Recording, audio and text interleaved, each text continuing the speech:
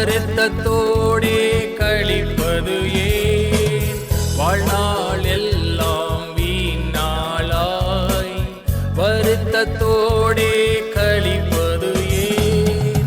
வந்தவர் பாதம் சரணடைந்தால் வாழ்வித்து உன்னை சேர்த்துக் கொள்வார்.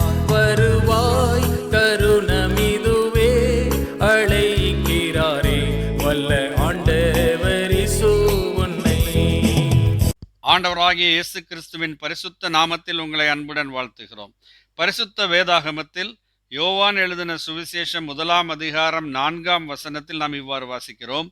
அவருக்குள் ஜீவன் இருந்தது, அந்த ஜீவன் மனுஷருக்கு ஒளியாயிருந்தது என்று நாம் வாசிக்கிறோம்.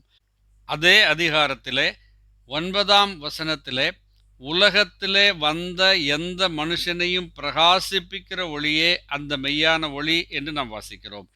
ஆம் அருமையானவர்களே, பாவம் என்னும் அந்தகாரத்திலே வாழ்ந்து கொண்டிருக்கின்ற மனுஷர்களுக்கு ஒளியை அளிப்பதற்காக. ஆகவேதான் நாம் வாசிக்கிறோம், அந்தகாரத்திலிருந்து ஆச்சரியமான ஒளியினிடத்திற்கு வரவழைத்தவர் என்று சொல்லி ஆண்டவராகிய இயேசு கிறிஸ்துவை குறித்து சொல்லப்பட்டிருக்கிறது. அந்தகாரத்திலிருந்து, பாவத்திலிருந்து மனிதனை விடுதலையாக்குவதற்காக ஒளியாக ஆண்டவராகிய இயேசு கிறிஸ்து வந்தார். அவருக்குள் ஜீவன் இருந்தது.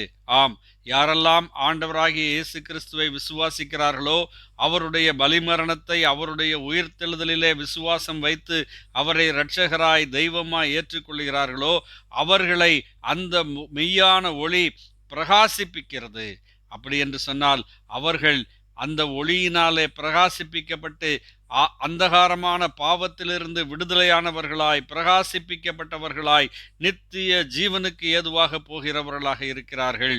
யோவான் எழுதின சுவிசேஷம் 3 அதிகாரம் 36 நாம் பார்க்கும்போது, அந்த வசனத்திலே குமாரனிடத்தில் விசுவாசமாய் இருக்கிறவன் நித்திய ஜீவனை உடையவனாய் இருக்கிறான், குமாரனை விசுவாசியாதவனோ ஜீவனை காண்பதில்லை என்று சொல்லப்பட்டிருக்கிறது. அது மட்டுமல்ல, தேவனுடைய கோபம் அவன் மேல் நிலை நிற்கும் என்று நாம் வாசிக்கிறோம். அருமையானவர்களே, இந்த ஜீவன் உங்களுக்கு அவசியமானதாக இருக்கிறது.